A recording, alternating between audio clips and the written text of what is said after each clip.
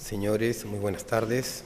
Damos la bienvenida al señor presidente del Jurado Nacional de Elecciones, doctor Francisco Tábara Córdoba, así como al doctor Jesús Tobar, quienes nos honran con su presencia en esta larga jornada de capacitación que estamos viviendo en el Jurado Nacional de Elecciones.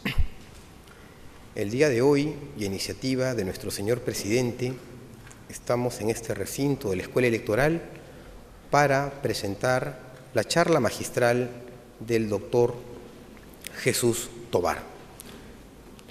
El doctor Jesús Tobar es un distinguido académico de México, peruano-mexicano, doctor por la Facultad Latinoamericana de Ciencias Sociales, Flaxo, México, y también magíster en Políticas Públicas por la Universidad de Chile.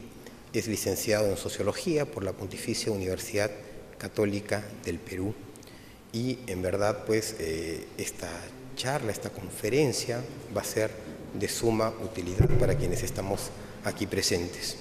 Antes de seguir con lo programado, invito al doctor Francisco Tábara Córdoba, presidente del Jurado Nacional de Elecciones, para que os dé la bienvenida, tanto a ustedes como a nuestro distinguido expositor.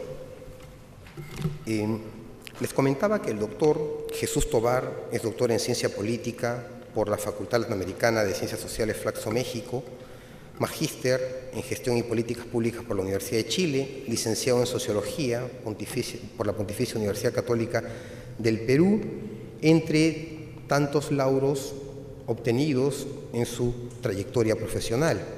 En cuanto a las publicaciones, cabe destacar la efectuada en el año 2012, titulada Libertad de expresión y participación ciudadana como déficits de la democracia mexicana entre el año 2006 al 2010, publicada en la Revista Paraguaya de Sociología. También tenemos una contribución efectuada en el año 2011, titulada Democratizando al enemigo, Ollanta Humala y las perspectivas políticas e institucionales del nuevo régimen en el Perú. En ese mismo año también he escrito un paper intitulado Elecciones de alta competitividad en América Latina, consecuencias institucionales de las respuestas de los vencidos. También he hecho estudios sobre Túnez y Egipto, historia de dos revoluciones, condicionantes políticos que impiden la reelección de legisladores en México, entre otras publicaciones que resaltan en el doctor Tobar la metodología comparada, ¿no? Y por la riqueza de sus conocimientos y de la experiencia que tiene en la temática, el día de hoy nos va a abordar en una charla magistral el tema de la democracia electoral. Sin más preámbulo, damos el uso de la palabra al doctor Francisco Tábara Córdoba, presidente del Jurado Nacional de Elecciones, para quien pido un fuerte aplauso, por favor.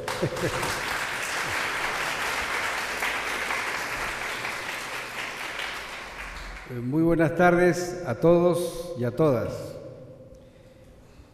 En primer lugar, mis disculpas porque debí estar ayer, en hora de la mañana, cuando se inauguraba este ciclo de capacitación a presidentes y miembros de los jurados electorales especiales. Pero por razón de trabajo, de la agenda, yo soy también relativamente nuevo en el cargo, ¿no? Yo asumí la presidencia del Jurado Nacional de Elecciones el 19 de noviembre, ¿no? Estamos a poquito más de un mes, ¿no? Y la agenda está bastante recargada y no pude estar con ustedes como fue mi deseo. Veo caras conocidas, he trabajado con algunos de ustedes, me refiero más que todo a los jueces superiores, llamados antes vocales superiores. Hemos trabajado con dos de los que veo acá presentes, conozco a los señores fiscales superiores también, y les decía que ellos serán mucho más fácil de compenetrarse con esta materia, de repente alguno de ellos tiene experiencia. Mi saludo a los señores, reitero, colegas del Poder Judicial, fiscales del Ministerio Público y a los ciudadanos que están asumiendo esta alta responsabilidad por sorteo de integrar estos jurados electorales especiales, que es una labor que creo no solamente les va a agradecer el Jurado Nacional de Elecciones, el sistema electoral en su conjunto, que está integrado además del jurado por AOMPE y RENIEC, sino el Perú entero. Somos conscientes de que somos una democracia en formación, una democracia incipiente, estamos construyendo democracia y creo que participar en procesos como en este caso en la revocatoria, que es inédito en la historia de la República, afrontar un proceso de consulta popular de revocatoria donde van a participar o deben participar 6 millones de electores, eso es un tercio del electorado nacional, pues es algo realmente muy significativo, muy trascendente en la historia político-electoral de nuestro país. Sé que me comentaba Virgilio Hurtado que está muy intensa la capacitación, así que mañana han desdoblado la jornada para continuar el día lunes. Me parece bien, pero la capacitación siempre nos viene bien a todos. Yo hace poco, a los pocos días de asumir la presidencia del Jurado Nacional, vine a inaugurar acá una maestría que se hacía en convenio con la Universidad Privada de Piura, a cargo del decano, el doctor Hackanson, especialista en Derecho Constitucional, y realmente le decía que no tenía conocimiento que esa maestría se hubiese dictado acá, de tal manera que yo hubiese sido uno de los primeros alumnos. Es más, con la experiencia que he tenido de un cambio tremendo, más allá de la experiencia jurisdiccional que uno tiene en temas civiles, comerciales o de la especialidad, ¿no? Esta materia electoral es toda una especialidad, de tal manera que ya se está dictando en las universidades como curso antes selectivo y ahora ya como cursos obligatorios, y ligado directamente al derecho constitucional. Y es innegable que todos conocemos de que atravesamos un proceso mundial, diría yo, de constitucionalización del derecho. Todas las materias especializadas están impregnadas o deben llevar la impronta del derecho constitucional, tanto en su parte sustantiva como en su parte procesal. De tal manera que me hubiese gustado compartir con ustedes esta capacitación. La gente que trabajaba conmigo en la Corte Suprema también está aquí como parte del personal que se está capacitando. Y la otra parte es darle la bienvenida, reiterar la bienvenida a Jesús Tobar Mendoza. Ya han escuchado ustedes las elevadas calificaciones profesionales que tiene. Y es un peruano mexicano, es un Pemex, le hemos estado diciendo, es un producto peruano-mexicano, pero sigue siendo peruano, ya tiene muchos años en México y es un especialista en la materia. Ha estado acá presente también un evento que organizó el jurado en el mes de octubre del año pasado. Estamos en conversaciones con él participa responsablemente, es cabeza, protagonista de 2 instituciones muy reputadas, que gozan de mucho prestigio en México, donde está más avanzada la justicia electoral. Entonces estamos en conversaciones con él para celebrar un convenio a nivel de jurado y a nivel de escuela, y también no solamente para capacitar, sino hasta llevar adelante maestrías en la especialidad, en materia electoral y en materia de democracia. De tal manera que yo le expreso mi agradecimiento, mi reconocimiento a él por su desprendimiento. La presencia aquí, vale decirlo, no le cuesta un centavo al jurado ni al sistema electoral, ¿no? Y no podíamos desaprovechar su paso por el Perú y por Lima, y esta eventualidad de este ciclo de capacitación, que creo que lo vamos a escuchar y vamos a sentirnos después contentos, complacidos de escuchar su ponencia sobre la democracia electoral. Además está decirle pues de que yo confío en que los presidentes y personal de estos jurados electorales vamos a trabajar con ahínco, con mística, ¿no? Aquí no está la camiseta del jurado solamente, sino está la camiseta del Estado peruano, de la democracia peruana. De manera que tiene una tarea muy importante, muy trascendente sobre los hombros. Los señores jueces superiores, los señores fiscales y los ciudadanos, a quienes les expreso mi especial reconocimiento, que por sorteo van a formar parte o forman parte de estos jurados que van a resolver las cuestiones que se promuevan en primera instancia y que ustedes ya se están conociendo para resolverla con idoneidad y siempre primando la imparcialidad, ¿no? La imparcialidad e independencia, que son los valores básicos o principios basilares en la impartición de justicia, en este caso de justicia electoral. Sin más preámbulo, yo dejo en el uso de la palabra al amigo Jesús Tovar Mendoza para escucharlo. Perfecto, un aplauso para él.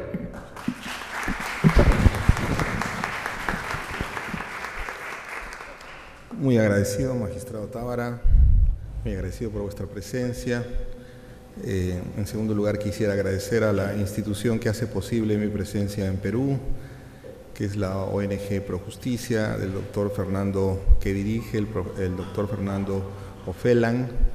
Y bueno, pues más que una conferencia en términos académicos donde yo digo la verdad y ustedes preguntan sobre la misma, yo quiero intercambiar experiencias. Es decir, vamos a hablar sobre la democracia en el Perú y más específicamente sobre una de las dimensiones de la democracia, que es el ámbito electoral. En ese sentido, permítanme desarrollar algunos breves conceptos sobre democracia y democracia electoral, de tal manera de poner las pautas de esta conversación que yo quisiera tener con ustedes, con el magistrado Tábara, con las autoridades del Jurado Nacional de Elecciones. Bien, ustedes habrán escuchado de un término que se denomina la tercera ola de la democracia en América Latina. Tercera ola implica que hay una segunda ola, que hay una primera ola. Y eso lo tenemos que ubicar cronológicamente. La primera ola de la democracia en el mundo se da a partir del término de la Segunda Guerra Mundial. Quiere decir a principios del siglo XX, donde algunos países europeos, muy pocos latinoamericanos, entre los cuales estaría Costa Rica, Colombia, Perú, en mis recientes investigaciones, Argentina, Uruguay, desarrollan un modelo de alternancia en el poder, es decir, de elecciones para lograr acceder al poder ejecutivo. Esta primera ola implica una contraola donde hay golpes de Estado, es decir, donde aquellas democracias son interrumpidas por ya sea gobiernos militares o en algunos casos gobiernos civiles que acuden a alianzas militares para derrocar estos regímenes. Una segunda ola democrática se da a partir del término de la Segunda Guerra Mundial. Por tanto, ustedes pueden encontrar que el escenario internacional es una causa de democratización de los países, de los regímenes políticos en el mundo. Una segunda ola de democracia se da a partir del término de la Segunda Guerra Mundial, 1945, y esta segunda ola impacta especialmente en América Latina. Ustedes recordarán el proceso electoral en el cual sale elegido el presidente Bustamante Rivero, dura muy poco tiempo, pero otros países sí tienen una mayor duración y esto implica una determinada cantidad de países que deciden renovar sus instituciones, sus poderes ejecutivos a través de procesos electorales.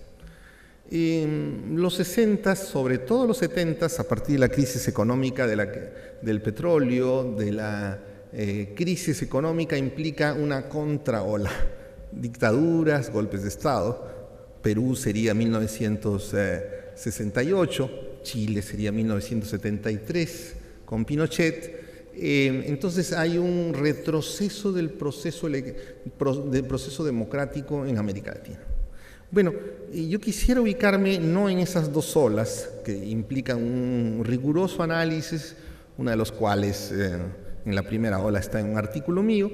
Quisiera ubicarme en la tercera ola de la democracia en el mundo y sobre todo en América Latina, que se da a partir no de una finalización de guerra mundial, sino curiosamente a partir de una crisis económica, la crisis del petróleo, los años 80.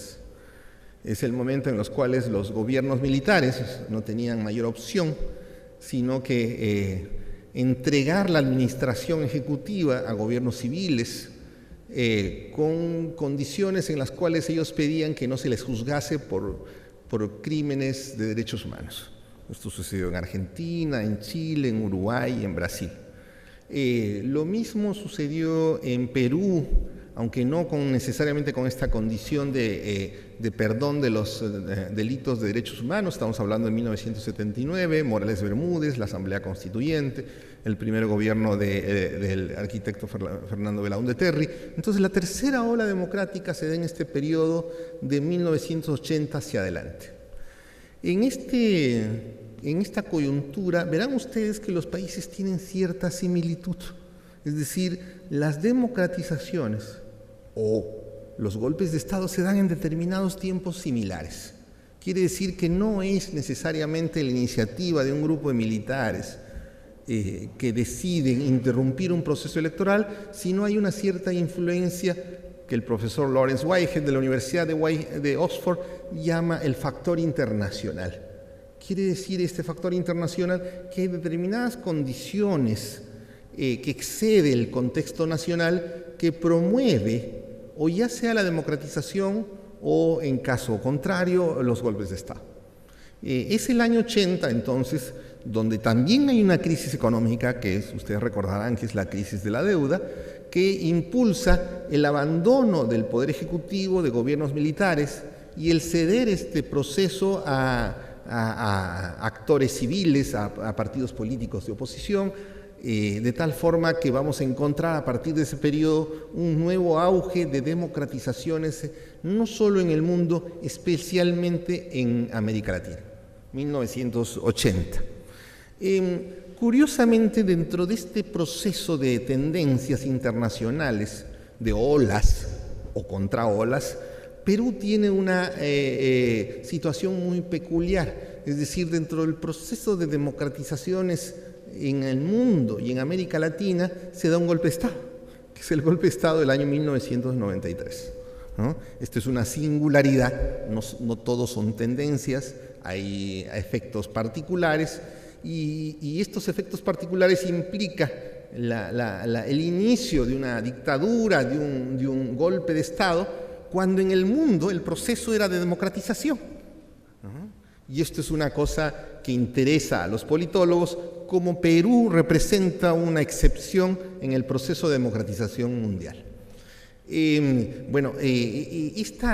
Esta influencia internacional de todas maneras abarca al propio régimen de Fujimori, es decir, el gobierno dictatorial, es decir, el gobierno que cierra el Congreso, es obligado a través de las presiones internacionales a iniciar un proceso de negociaciones, de elecciones, y que se sucede en el año 95 con muchas observaciones de los observadores internacionales y que sigue la presión internacional que hace que el Perú esté vinculado con organismos económicos internacionales y reconocimiento de gobiernos extranjeros.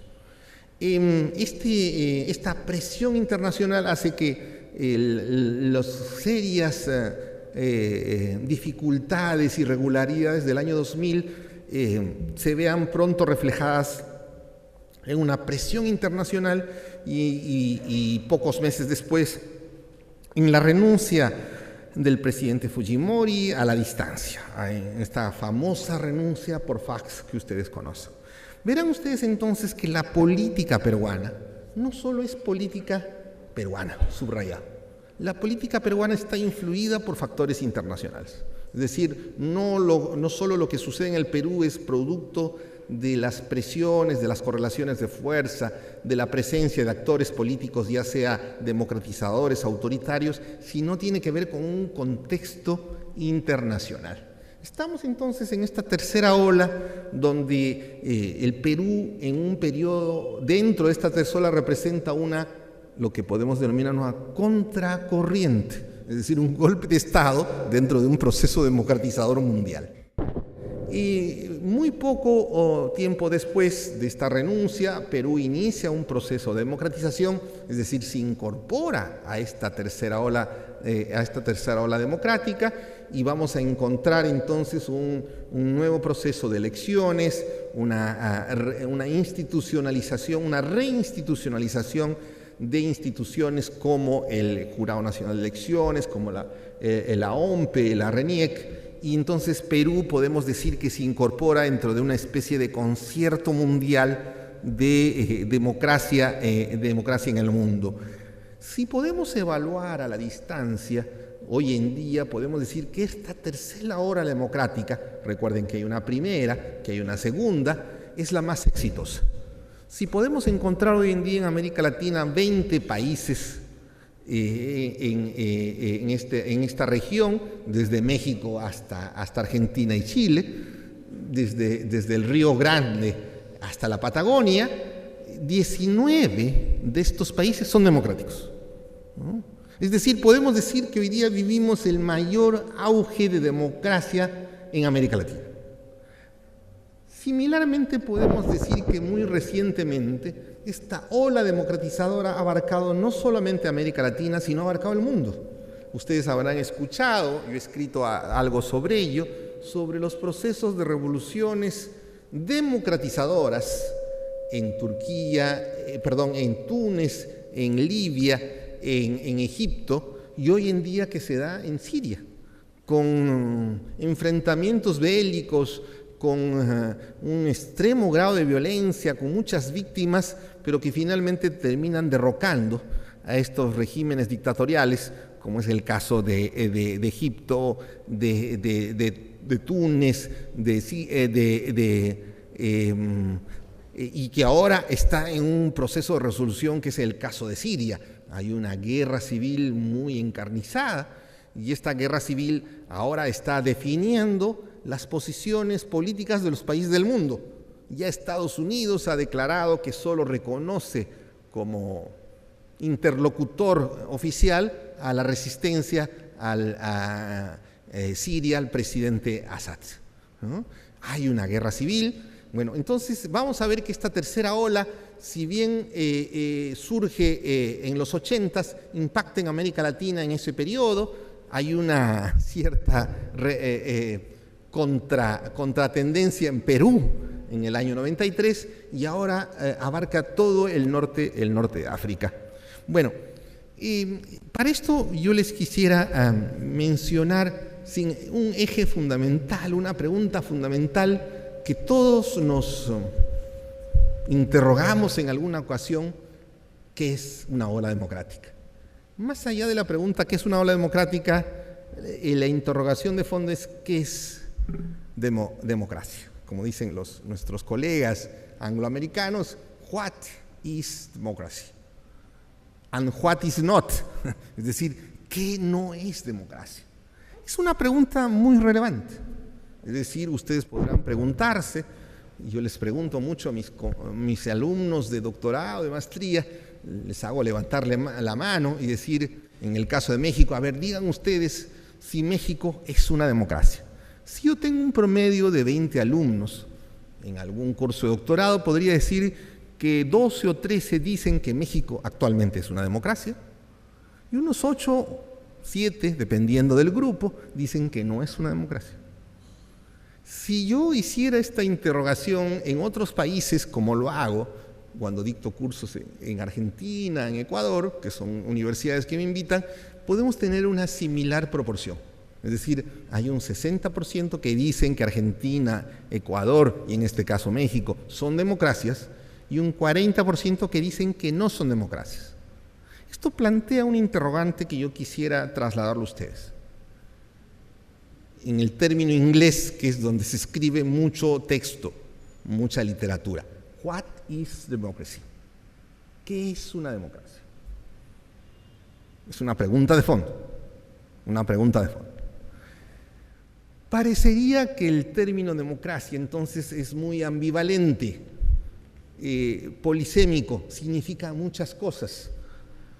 Y esos diferentes significados implica que las personas no se ponen de acuerdo a qué es democracia. Nosotros los académicos tenemos que hacer de este término un concepto unisémico, es decir, de un solo significado. ¿Por qué? Porque si no nos ponemos de acuerdo, no podemos estudiar las democracias. ¿No? ¿Y cuál es el concepto de democracia? No es reciente la interrogación, ya tiene aproximadamente unos 30 o 40 años, viene desde los años 30 con el colega Joseph Schumpeter, donde él propone que la democracia tiene ciertas características. Años después, 30, 40 años, el colega americano Robert Dahl propone cuáles son esas características. Muchas. Esta es una de las críticas que se le hace a Robert Dahl. Incluso Robert Dahl dice, yo no estoy hablando de democracia, yo estoy hablando de algo que él denomina poliarquía. Porque la democracia, dice Robert Dahl, es muy difícil de alcanzar. Y como es muy difícil de alcanzar, yo prefiero usar el término poliarquía. Bueno, posteriormente a estos, entre filósofos sociales y primeros científicos sociales, viene un conjunto de colegas ya de universidades que pretenden no discutir en términos ensayísticos, en términos de opinión, sino en términos científicos. Vamos a determinar cuáles son los aspectos objetivos que es una democracia y que no es una democracia.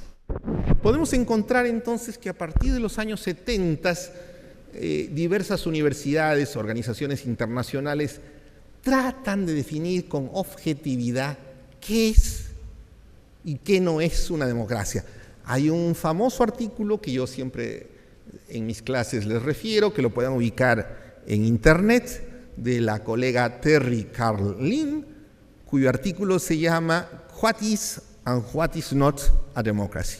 ¿Qué es y qué no es una democracia? Es fines de los años 70. Y yo quisiera resumirles el debate, no contarles una historia que podría demorar todo un curso de maestría. Yo dicto en el curso de maestría la materia democracia. Esto dura 70 horas. Yo tengo que resumir, magistrado, en 1 hora este esfuerzo. Entonces tengo que hacer el esfuerzo de definirles a ustedes qué es democracia. Democracia, en términos procedimentales, es la alternancia del poder ejecutivo a través de un proceso competitivo, es decir, donde hay más de una opción, 2 opciones, 3 opciones. ¿Qué quiere decir, estimados colegas presentes, magistrados? Que democracia no es el cielo, no es un régimen político donde todos vivimos bien. No es un régimen político donde todos tenemos la mayor amplias facilidades económicas y políticas. Democracia es simplemente la alternancia del poder ejecutivo a través de un proceso electoral donde interviene más de un partido. Repito, democracia es la alternancia del poder ejecutivo donde interviene en el proceso competitivo más de un partido político. ¿Ok? ¿Está claro? Quiere decir que una democracia puede ser corrupta. Puede haber fraude electoral. Puede haber desigualdades económicas muy profundas. Puede haber un desequilibrio de poderes donde el poder ejecutivo somete a los otros poderes. Como dirían algunos colegas americanos, anyway, de todas formas, es una democracia.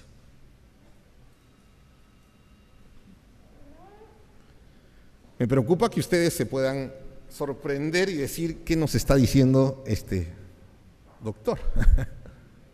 Democracia, entonces, es simplemente el aspecto procedimental de la alternancia del poder ejecutivo. Tiene que ser por un proceso competitivo donde hay más de un partido, en donde cualquiera de ellos pueda ganar el poder. Algo que un colega americano, polaco, Adam Przeworski, llama la incertidumbre del resultado. ¿Qué es la incertidumbre del resultado? Presten atención, estimados amigos. La incertidumbre del resultado es que no sabemos quién va a ganar. Repito, no sabemos quién va a ganar. Y quien gane tenga la posibilidad de asumir el poder ejecutivo. Podemos encontrar entonces que la democracia es un concepto ya definido operativamente en términos científicos, donde podemos medir si ha habido competitividad y si ha habido incertidumbre ante el resultado. México, vivo hace 12 años en México, tuvo procesos electorales hace 70 años. Hace 20 años, hace 15 años, sabíamos quién iba a ganar: el PRI. Entonces no había incertidumbre del resultado. En Cuba, un país no democrático, sabemos quién va a ganar cuando hay un proceso electoral. ¿Quién va a ganar? El Partido Comunista. Incluso sabemos por qué porcentaje. Sabemos que va a ganar por 99 punto algo. No hay incertidumbre. La última elección no sabíamos si Keiko Fujimori o Ollanta iba a ganar la elección. Eso es incertidumbre ante el resultado. Eso es un indicador, o lo que los médicos conocen como un síntoma, de que hay democracia. Quiere decir entonces, estimados colegas, estimadas autoridades del Jurado Nacional de Elecciones, que la democracia no garantiza necesariamente que la gente viva bien. Lo único que garantiza es que hay una elección competitiva para asumir el poder ejecutivo y el poder legislativo. Eso es lo único que garantiza la democracia. Eso es lo que este colega que ya mencioné, el profesor Joseph Schumpeter, llama democracia procedimental. Es decir, democracia de las reglas de juego. Hay un dictador peruano, ustedes habrán escuchado hablar de él, Odría, da su golpe de Estado en 1948, gobierna hasta 1956, que tiene una famosa frase. ¿Recuerdan esa frase? No, esa es una de sus frases. Decía Odría que la democracia no se come. La democracia no se come, entonces yo les voy a dar de comer. Quiere decir que olvídense de la democracia. ¿Quieren comer o quieren democracia? Yo les doy de comer. Quiero poner este punto muy relevante de Odría. Luego de este concepto de democracia procedimental, cuyo único requisito es que hay elecciones competitivas para acceder al poder ejecutivo, viene otro concepto que quiero proponer a ustedes. El concepto que se llama calidad de la democracia.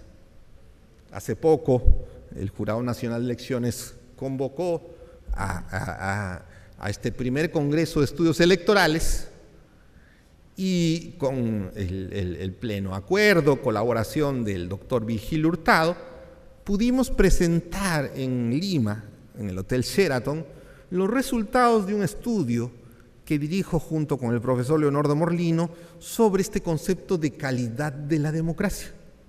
Entonces, lo que acabo de exponer a ustedes es el concepto de democracia, ahora quiero exponerles el concepto de calidad de la democracia.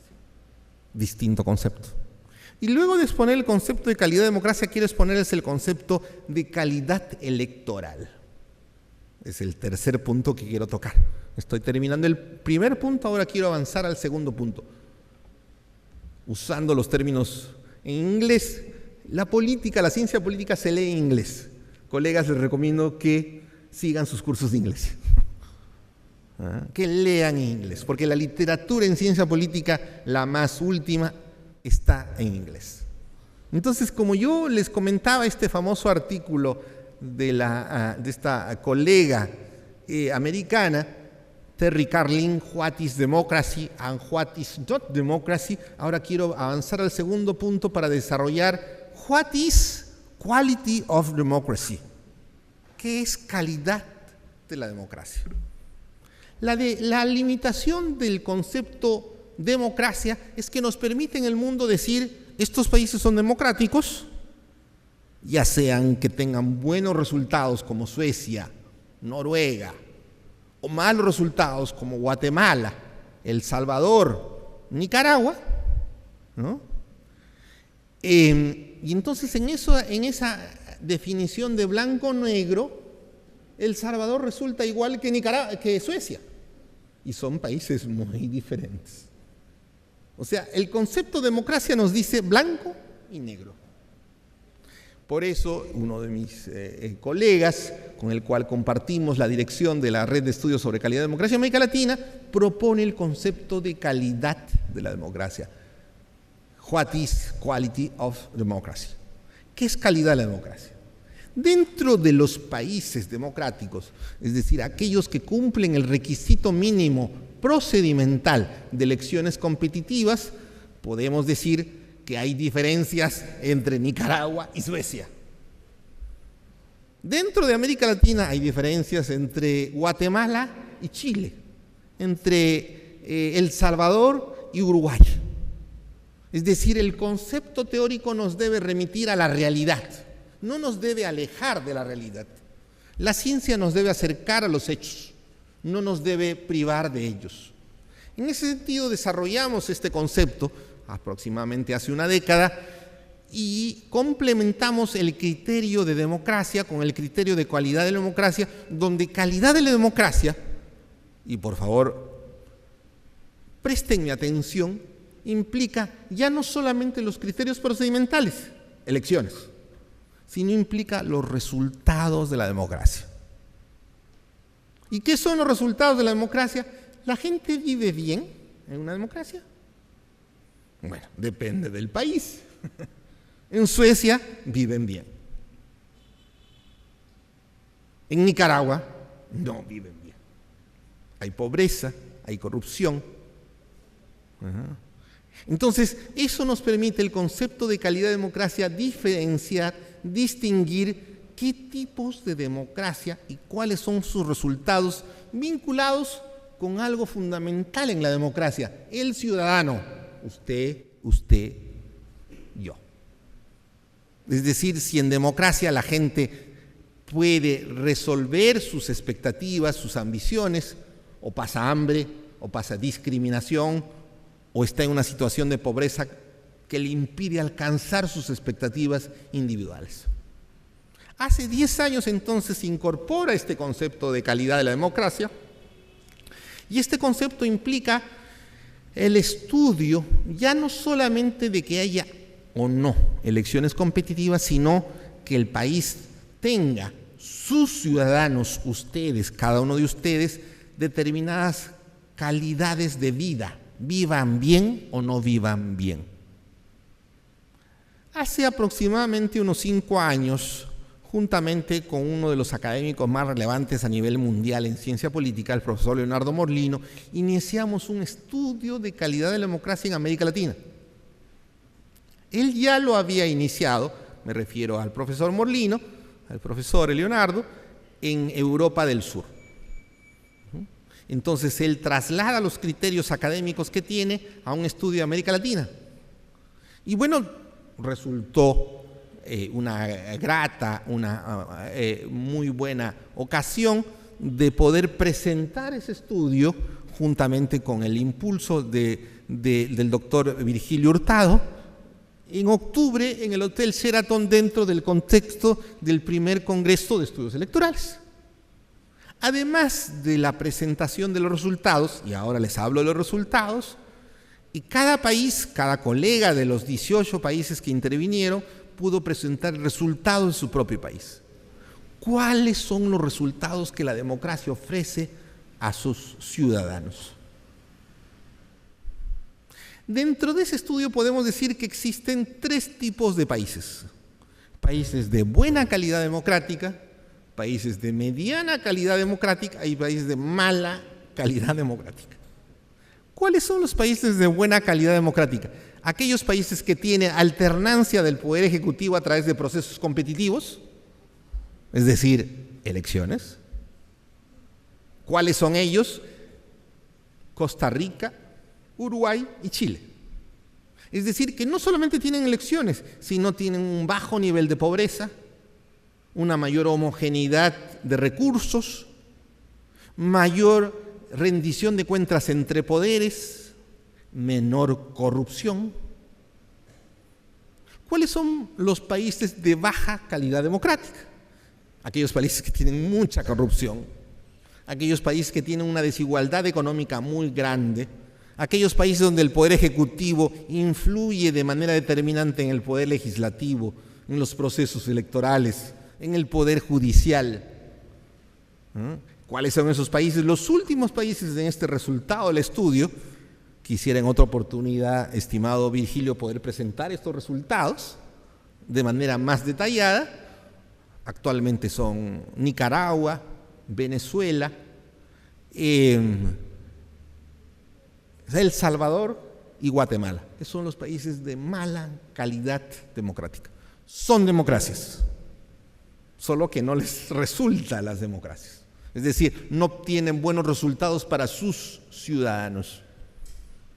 Hay países de mediana calidad democrática. En ustedes surgirá la pregunta, ¿y cómo está Perú?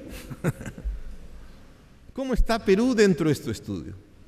Perú está acercándose, está en el lugar intermedio de mediana calidad democrática, acercándose a los países de mala calidad democrática. Tenemos un mal resultado en este estudio. Quiere decir que acá hay elecciones, hay procesos competitivos donde interviene más de un partido, sin embargo hay un alto grado de pobreza, hay mucha corrupción, hay intervención del Poder Ejecutivo en los otros poderes.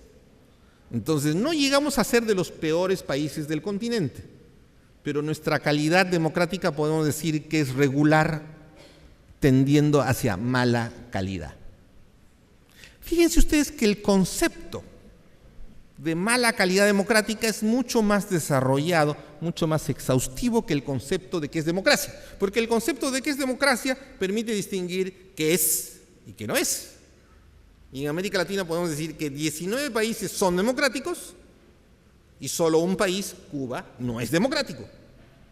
El concepto de calidad de democracia permite distinguir cuáles son los países de buena calidad, 3 o 4, Costa Rica, Uruguay, Chile, de mejor calidad, los de regular más, que podrían ser Brasil, Argentina, los de medio, muchos países, los de medio bajo, Perú, y los de baja calidad democrática, El Salvador, Guatemala, Nicaragua, Venezuela, Ecuador, Bolivia. Fíjense, el concepto de calidad democrática, quality of democracy, es mucho más exigente, mucho más diferenciador, es mucho más actual. Ahora bien, ustedes se preguntarán cómo medimos la calidad democrática. Es decir, ¿qué es calidad democrática? Ok, usted, doctor, nos dice que calidad democrática no solamente es el proceso electoral, sino cómo vive la gente la democracia. Si la vive bien, si tiene mejores condiciones de vida, ¿no? Pero ¿cómo la miden, señor? ¿Qué datos buscan en cada país? Hay muchas instituciones que miden la democracia en el mundo. Vean ustedes, anoten si tienen oportunidad, una institución que se llama The Economist. The Economist es una institución inglesa que mide lo que ellos llaman la democraticidad. Hay otra institución que mide no la democracia, sino un término muy vinculado con democracia, que es libertad. Uno de los componentes de la democracia es que haya libertad. Entonces hay una institución, esta Economist es inglesa, esta otra institución es americana, se llama Freedom House, la Casa de la Libertad, que mide cuánta libertad hay en cada país.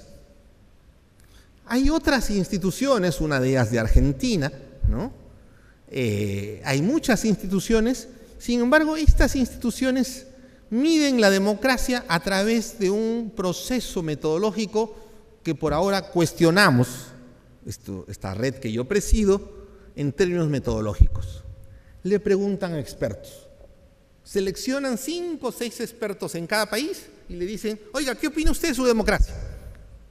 En términos de independencia de poderes, en términos electorales, en términos de condiciones de vida. Y ellos dicen, bueno, en mi país sucede esto y aquello. Es lo que se llama información indirecta. Entonces el profesor Leonardo Morlino, cuando trabajamos por primera vez esta metodología, me dice, hay que superar esta información indirecta. Hay que ir a la información directa, que en términos de ciencia política se llama información primaria. Es decir, hay que ir a las instituciones y ver cómo es la relación entre poderes, cuál es el grado de pobreza, cuál es el grado de desigualdad, cuántas libertades hay, qué violaciones de derechos humanos hay. Y constituimos un equipo en toda América Latina. Un equipo que abarca aproximadamente unas 50 personas. Y recogemos datos que, este es otro aporte de este equipo, el equipo de calidad de democracia en América Latina, son similares para cada país. Es decir, la misma pregunta para Argentina, para Uruguay, para Guatemala, para El Salvador, para Perú. Eso implica el hecho de que estas respuestas sean comparativas. Es decir, que se puedan decir, miren, la misma pregunta tiene diversas respuestas, pero con la misma fuente. Este resultado hace que Perú queda en esta categoría de regular baja calidad democrática. Ahora bien, yo quisiera en este momento entrar a un segundo punto. Si bien Perú está en esta baja calidad democrática, el proceso electoral es un indicador de cuán baja, cuán alta, cuán regular es la democracia en América Latina. Es decir, las elecciones siguen siendo un referente metodológico, un indicador de la calidad democrática en América Latina. O sea, no se supera, no se dice, ok, vamos a dejar las elecciones al lado, no sirve. No. Vamos a complementar el proceso electoral con otras variables, con otros indicadores, con otros datos, pero sigue siendo los procesos electorales un indicador para señalar qué calidad democrática tenemos en América Latina. Entonces, hablemos ahora, en esta segunda parte de esta exposición, qué es lo que yo denomino calidad electoral.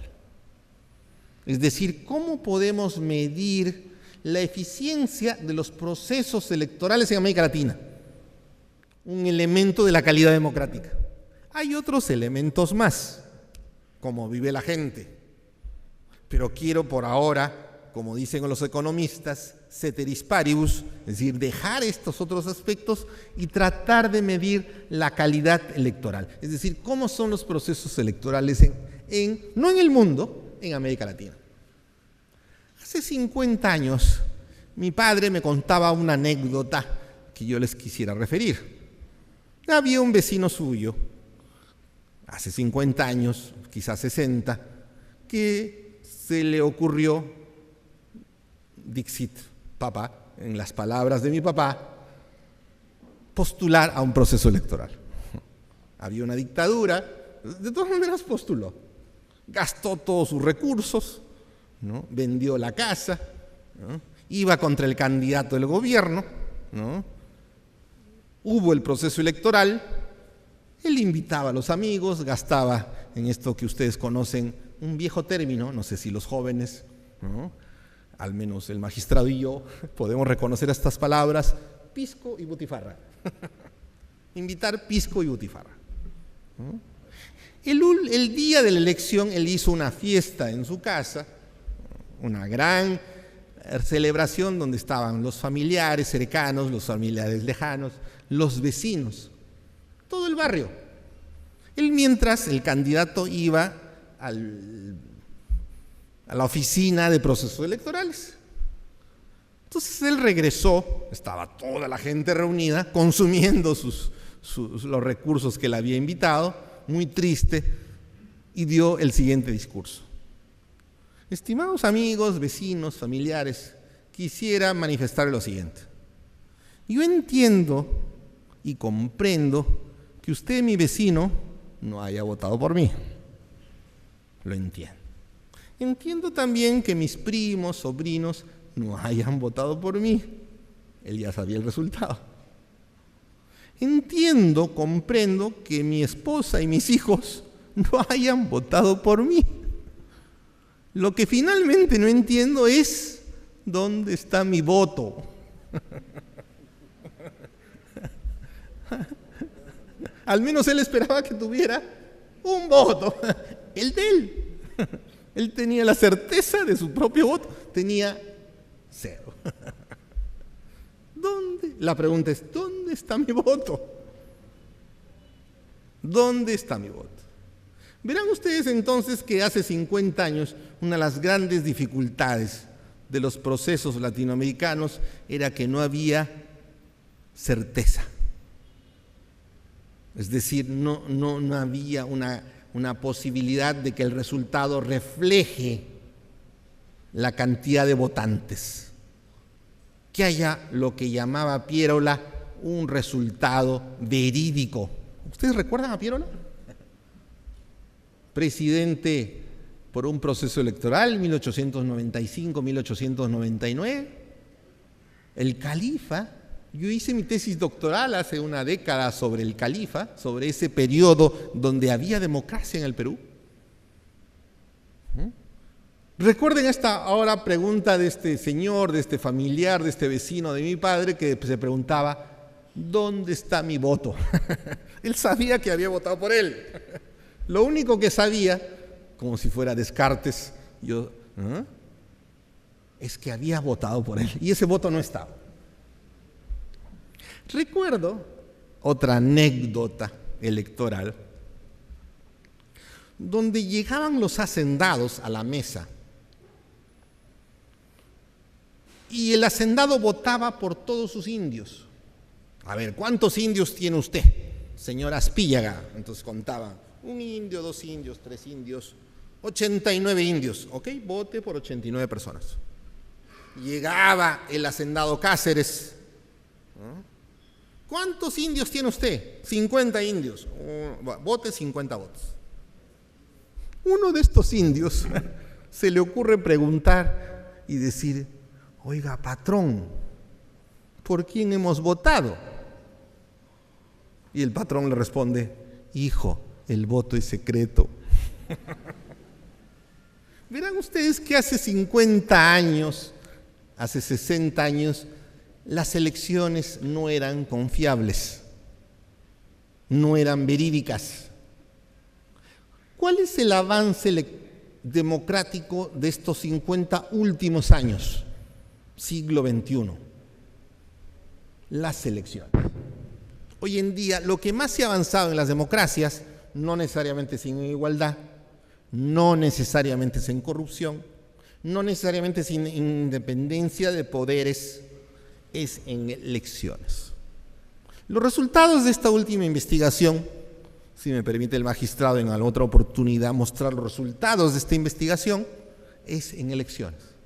Quiere decir que lo que se avanzó en democracia en los últimos 20 años es en procesos electorales más justos, más equitativos, más competitivos. Ahora, la democracia solo es elecciones, no solo es elecciones. Hay otras cosas más. En esas otras cosas más, lamento decir, no hemos avanzado. ¿En qué hemos avanzado? En elecciones. ¿Qué es lo mejorcito que mostramos al mundo? Elecciones.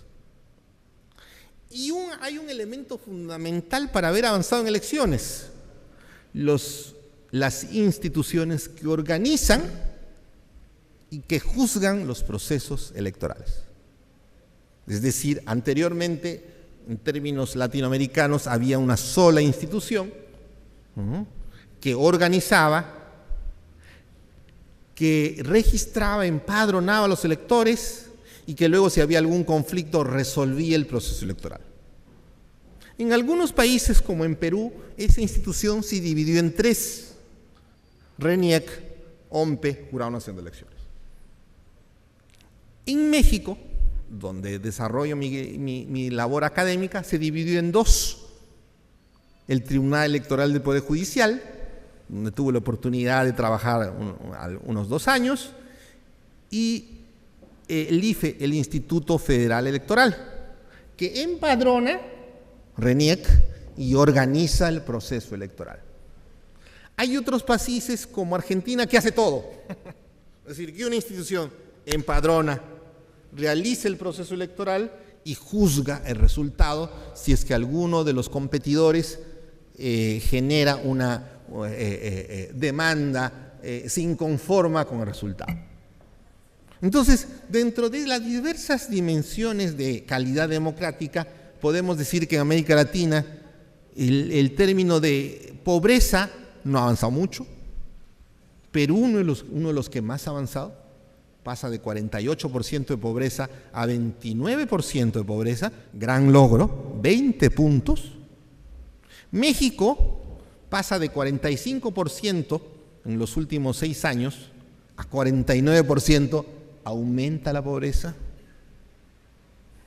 En América Latina en general tenemos un promedio de 40% de pobreza hace 5 años y hoy en día estamos en 42%. Fíjense ustedes cómo Perú ha disminuido la pobreza en términos comparativos de América Latina. Hay diversos resultados. Uruguay, Argentina, El Salvador, Nicaragua. Perú ha mejorado en ese aspecto. En corrupción también hay diversos resultados, pero la investigación que dirigimos con el profesor Leonardo Morlino indica que en lo que hemos mejorado toda América Latina es en procesos electorales. Y que dentro de los procesos electorales las instituciones que empadronan, que organizan y que deciden los resultados. Deciden en el sentido de que si hay alguna impugnación, señalan si tienen razón o no. En otras palabras, como diría un colega, Daniel Sobato, no nos va bien en procesos electorales. Nos va mal en corrupción. Nos va mal en independencia de poderes. Nos va mal en desigualdad de ingresos. Pero en procesos electorales hemos mejorado. ¿Y por qué hemos mejorado? Por una razón fundamental, porque los procesos electorales se han institucionalizado. Es decir, como dice el economista Douglas North, yo les pregunto a ustedes, ¿qué es una institución? Les respondo con las palabras de este colega economista norteamericano. Una institución es una regla de juego. ¿Ustedes ponen reglas de juego en su casa? ¿Le dicen a sus hijos a qué horas acostarse? ¿A qué horas llegar a la casa? Algunos sí, algunos no. Mis hijos, lamento reconocer, no me hacen mucho caso. Tienen 22 y 23 años. Una regla de juego es una institución. Entonces, las instituciones electorales han tenido un relativo éxito en América Latina. ¿Cuáles son las instituciones que han tenido mejor éxito dentro de este campo de democracia que podemos decir es positivo en América Latina? Brasil, Uruguay, Chile, México, Perú,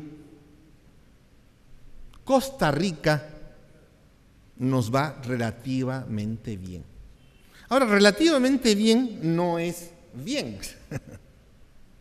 No es bien. Quiere decir que lo que va relativamente bien puede mejorar.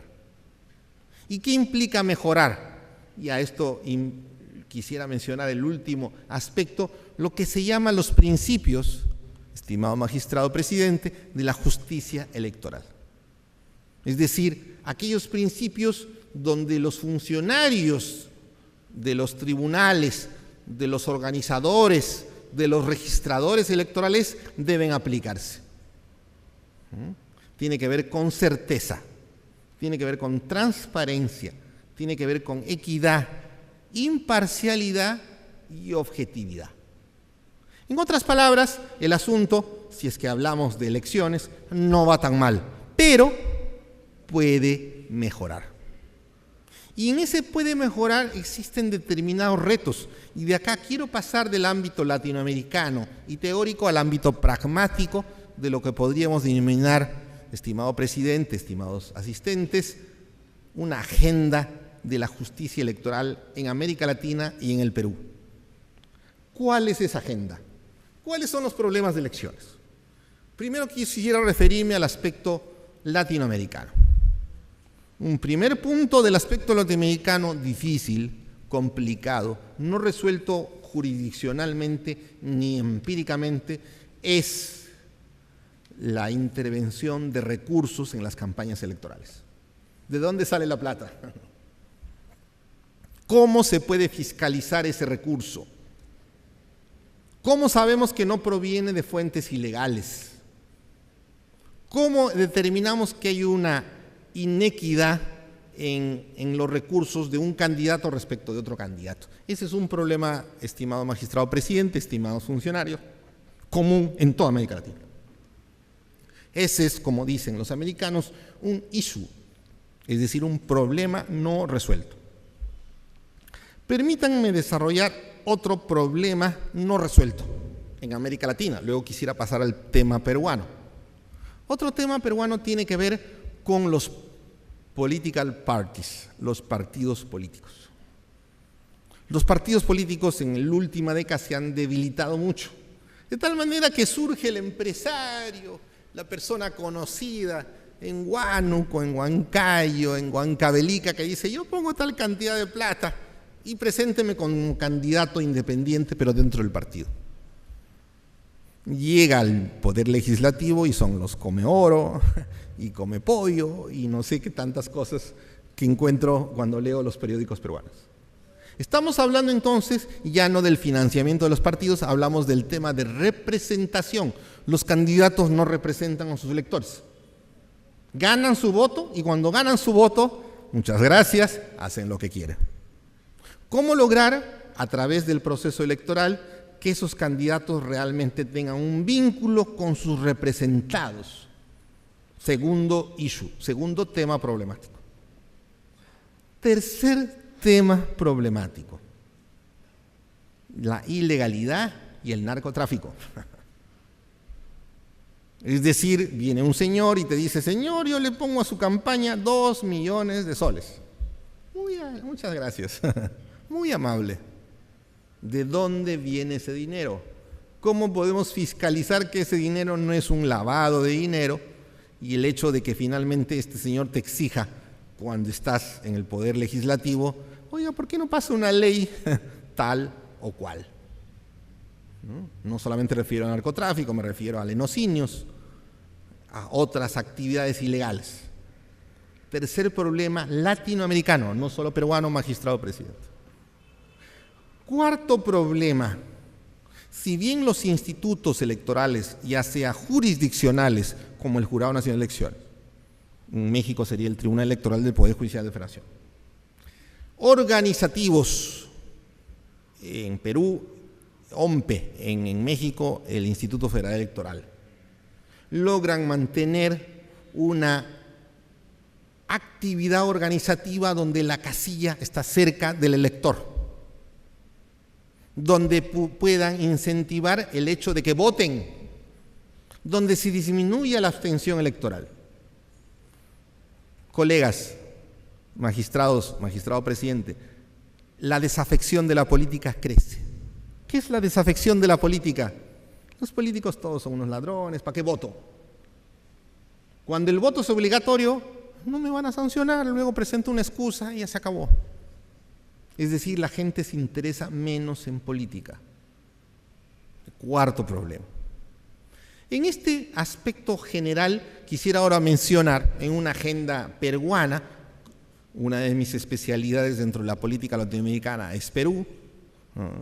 Yo salí hace 17 años de Perú y les confieso en términos privados, íntimos, que lo primero que hago a las 8 de la mañana cuando me despierto y entro a internet, veo El Comercio, La República, Perú 21. Veo a mi país. Y si bien la gastronomía marcha bien, otros aspectos no marchan bien. Entonces, ¿qué veo en la agenda del proceso electoral peruano? En primer lugar, hay un elemento fundamental. Los aspectos que se pueden considerar positivos en la incorporación de la regulación electoral, como son los mecanismos de democracia directa, revocación, implica la posibilidad que haya inestabilidad de la autoridad. Es decir, cualquier grupo de gente se reúne, junta un número de firmas y se tumba al alcalde. Entonces, la revocatoria es un avance en el proceso electoral, pero necesita ser regulada, de tal manera que no se genere ingobernabilidad en la gestión de gobierno. Segundo punto, estimados colegas, estimado magistrado presidente: violencia electoral. Al principio eran noticias aisladas, luego empiezan a ser tendencias que matan a un alcalde, luego matan a otro alcalde y luego otro, y hay un conjunto de alcaldes que están amenazados. Es decir, que las autoridades locales y regionales están presionadas por factores de poder, grupos fácticos de poder, ustedes habrán escuchado esa palabra, esa expresión, que pues implica el surgimiento de algo que la elección como principio trata de evitar: violencia. Hace muchos años Grecia andaba, estoy hablando de 7, 8 siglos, andaba en guerras y guerras entre griegos, hasta que a algún griego se le ocurre decir: vamos a competir no a través de guerras, Esparta, Grecia, Macedonia, sino a través del deporte. Y organizan las Olimpiadas y compiten pacíficamente. La selección es una forma de competencia pacífica. Pero veo que en el Perú, magistrado, ahora hay mucha violencia. Matan a un alcalde, matan a otro alcalde. Entonces uno dice: ¿qué está pasando en el proceso electoral de que las autoridades electas son o amenazadas o directamente asesinadas? Quisiera mencionar otros puntos de agenda. Yo soy un observador externo, a veces lo lejano te permite mayor objetividad, pero ustedes desde adentro pueden tener mayor información que yo. Es el siguiente proceso electoral, no solamente legislativo, sino presidencial. Entonces, la reelección implica la posibilidad de que postule el presidente otra vez, que se cambie la ley, o que postule su esposa. Entonces, son dilemas que la autoridad electoral debe asumir, y que dentro de esa responsabilidad de asumir, debe asumir los costos de si se equivoca o no se equivoca. Termino comentando lo siguiente. Yo estoy llegando a Lima el día de ayer, y el día domingo, el último domingo, encuentro en la principal publicación periodística, que es el diario Reforma en México, donde mi ex institución, ahora yo soy profesor investigador de la Universidad Autónoma del Estado de México, mi ex institución, el Tribunal Electoral del Poder Judicial de la Federación, el equivalente, el par del Jurado Nacional de Elecciones, se publica en primera plana que el Tribunal Electoral del Poder Judicial de la Federación tiene el 86% de confianza ciudadana. Un poco menos que el Ejército y que la Iglesia Católica, en términos institucionales. ¿Cuánto tienen los partidos políticos en México?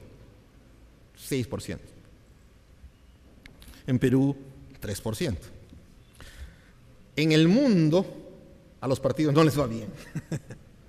No les va bien. Pero no se trata de que en el mundo les vaya bien o no, se trata que a las autoridades electorales, a lo que ustedes pueden conocer con la palabra tan simple como es árbitros, tengan prestigio ciudadano. Es decir, que sus fallos, sus sentencias, los ciudadanos les crean. Y esto implica seguir determinados principios de justicia electoral: certeza, objetividad, legalidad, transparencia, imparcialidad. Entonces, ¿de qué dependen las elecciones? Depende de los partidos, depende de sus campañas, depende de los medios de comunicación, depende de la intervención del Poder Ejecutivo en los otros poderes, pero sobre todo, magistrado presidente, estimados funcionarios, depende de las instituciones electorales. Depende de ustedes. La democracia, en una parte determinada, no en gran parte, pero un elemento fundamental, depende de los funcionarios electorales que demuestren esa imparcialidad, esa objetividad, esa transparencia. La democracia, y con ello termino, querido Vigilio, depende, y esto no es poco decir, de ustedes. Muchas gracias.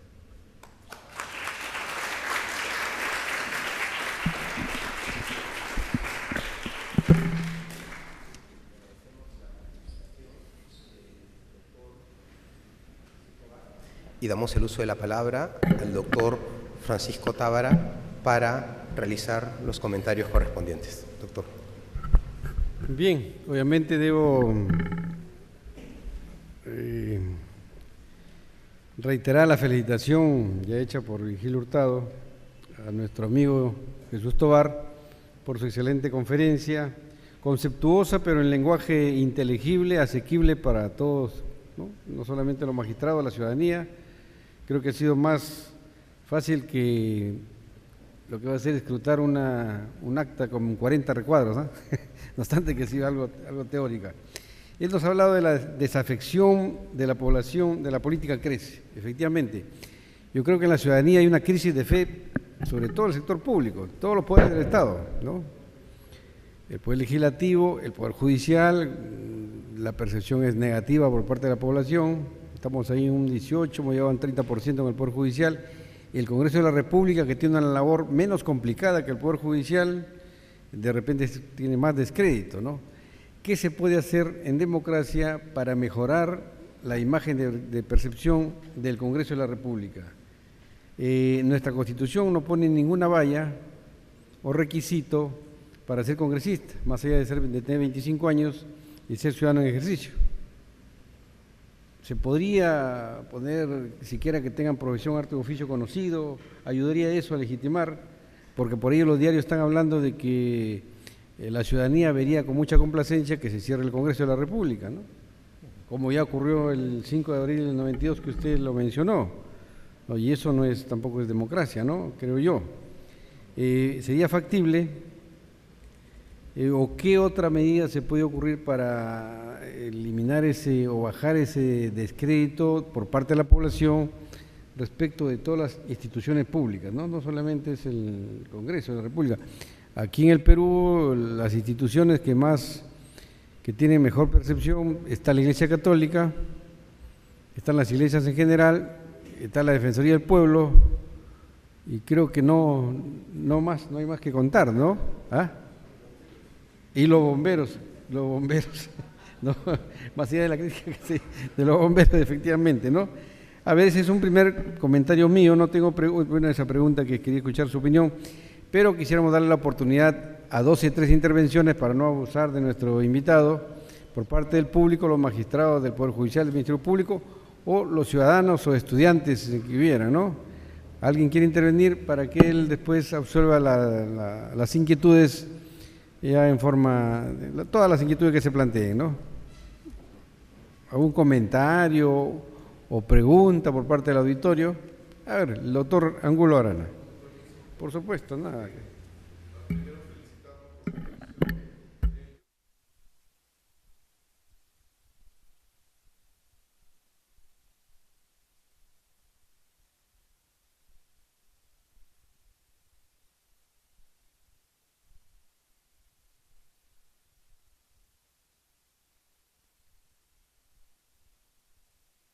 Sí, a ver, hay una segunda inquietud, ¿alguna más? Están buscando por ahí un micro portátil o inalámbrico para... A todos los amigos de la ciudadanía, encantados, estamos en democracia, esta es la ventaja de la democracia, frente a la dictadura, la libertad de expresión. El amigo, encantado. Ya, perfecto.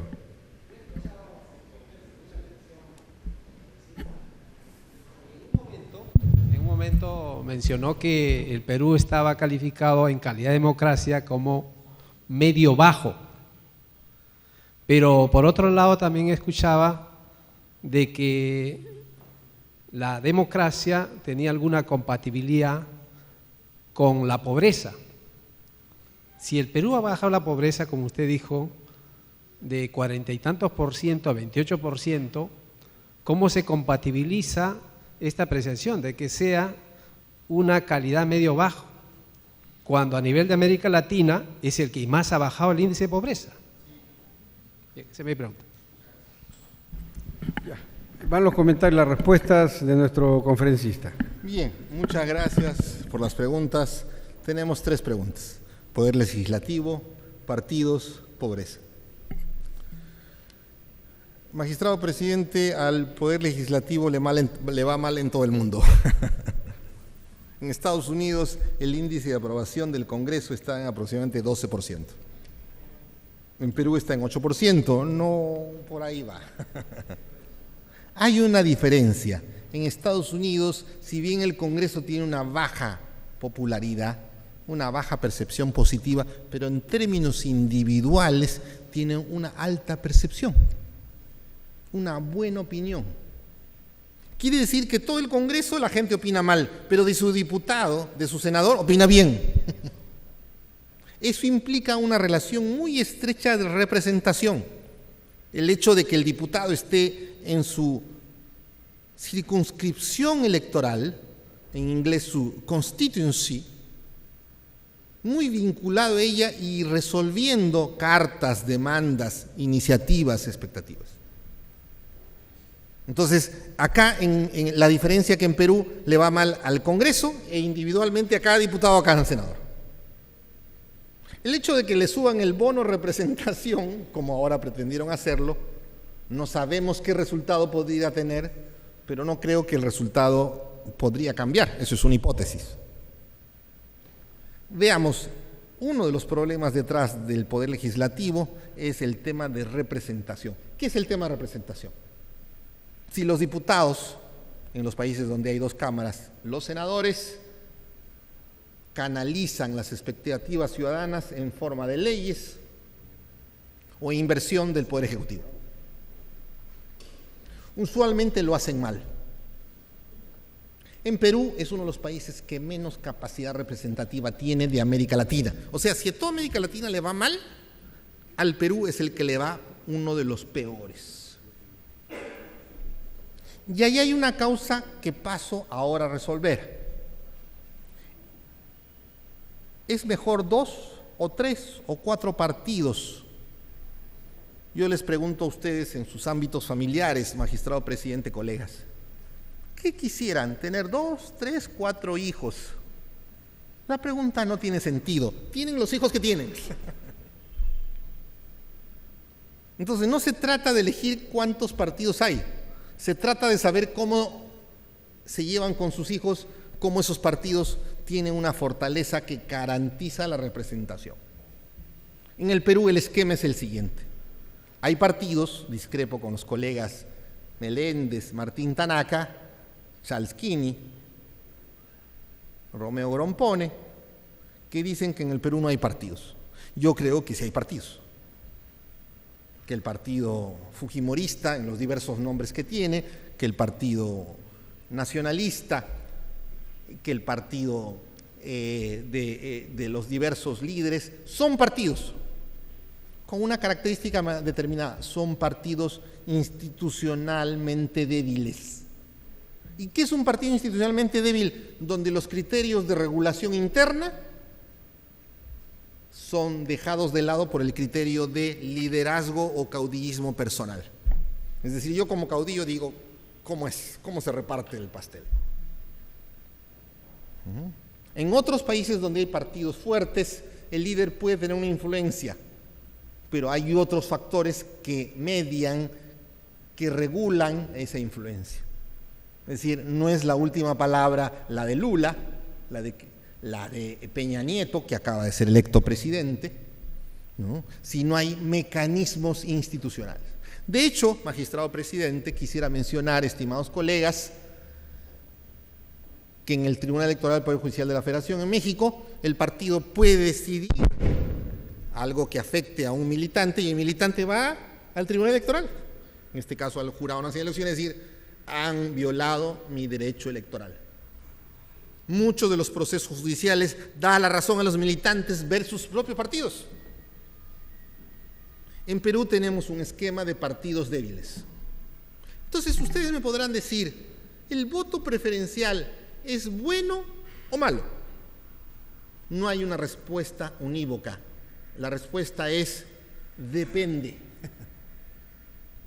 En un sistema de partidos consolidado, fuerte, como el caso mexicano, introducir el voto preferencial sería muy bueno, porque hace que las cúpulas puedan democratizar las candidaturas.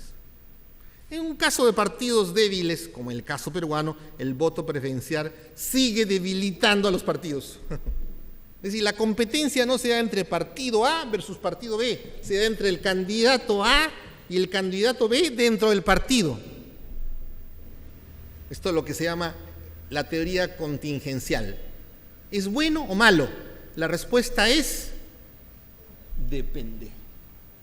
Depende de la institucionalidad y fortaleza de los partidos. Entonces alguien me dirá, ¿es bueno el modelo bipartidista? Uno no escoge tener 2 hijos, o 3, o 1.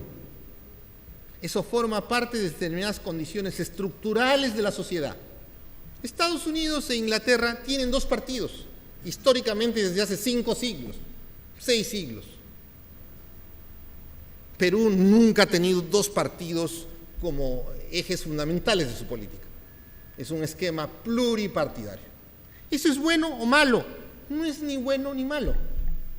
Hay democracias bipartidistas que funcionan bien y hay democracias bipartidistas que funcionan mal. Hay democracias multipartidistas que funcionan bien, incluso lo que se llama de pluralismo partidario polarizado, donde hay más de 10 partidos. Brasil, que funcionó bien. Es decir, se hicieron coaliciones de muchos partidos. Eso fue gracias a la habilidad de liderazgo del expresidente Lula. Entonces, ¿el bipartidismo es bueno o malo? La respuesta es depende. ¿Qué podemos decir del Perú? El partidismo es muy débil y poco institucionalizado respecto de lo que implica su opuesto.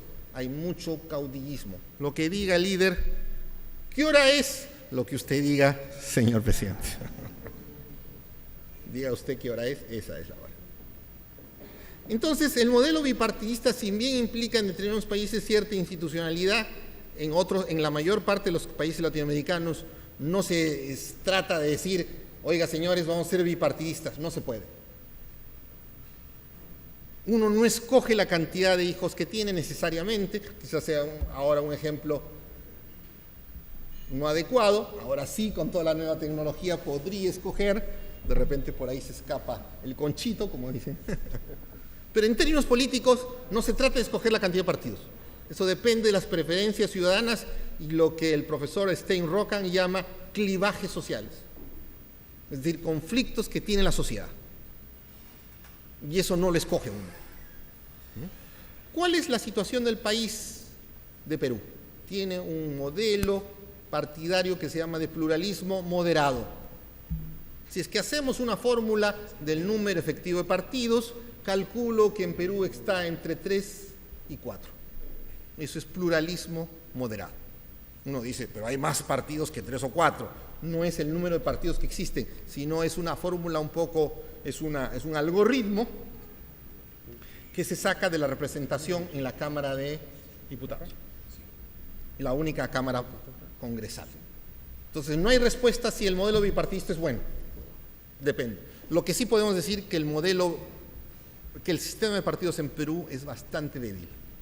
Discrepando con mi amigo y colega Martín, diría que no es que en Perú no haya partidos, hay partidos. Ese sistema de partidos es débil. Es responsabilidad, entre otras instituciones, fortalecer el sistema de partidos. Como dirían los colegas Dieter Nolen y Maurice Duverger, hay determinadas normas, reglas, lean ustedes leyes, que puede fortalecer los partidos. Entre ellos, eliminar el voto preferencial. Repito, ¿es bueno o no el voto preferencial? La respuesta es... Depende. Qué bueno. Tercera pregunta, pobreza y democracia.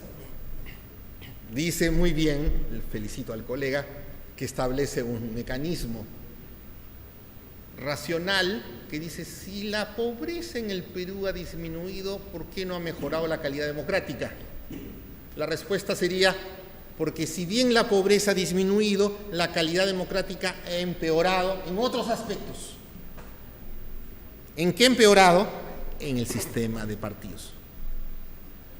Yo estoy muy orgulloso como peruano que vive en el extranjero, que digan que Perú es el centro de la atracción culinaria en el mundo. Así, se me hincha el corazón. Y veo este comercial de Perú, Nebraska, y lo muestro a todos mis colegas, muy emocionado. Y ellos no se emocionan, no, son mexicanos. Entonces, nos va bien en Perú en economía, no nos va bien en el sistema político. Esa es la respuesta. En pobreza hemos mejorado, en instituciones no hemos mejorado. Eso compensa el hecho de que en Perú el resultado de calidad democrática sigue siendo bajo-medio. Todavía no entramos en el nivel bajo-bajo, como Nicaragua, El Salvador, Guatemala, Venezuela, Bolivia, Ecuador. Entonces el sistema de partidos no es bueno. Colegas, estimado magistrado presidente, los partidos son necesarios en la democracia.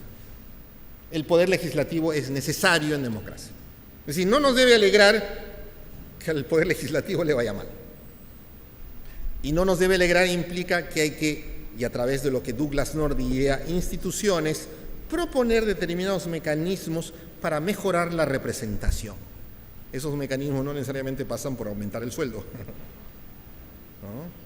Pero entonces, si bien en la economía nos va bien, en la política no nos va tan bien. Muchas gracias. Agradecemos la participación del doctor Jesús Tobar.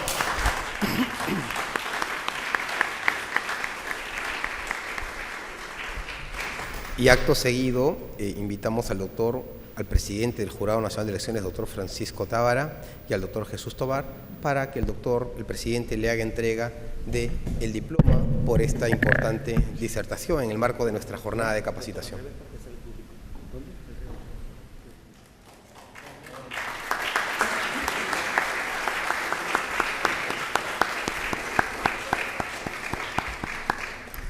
Con este acto damos por concluida la disertación del doctor Tobar, esta charla magistral, y por favor los invitamos a la portada de escuela para la foto institucional con el presidente del jurado, así como nuestro ponente invitado. Por favor.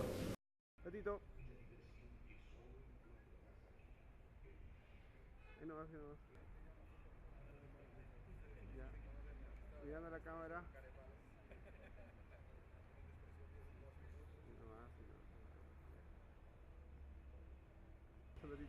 Mirando acá, por favor.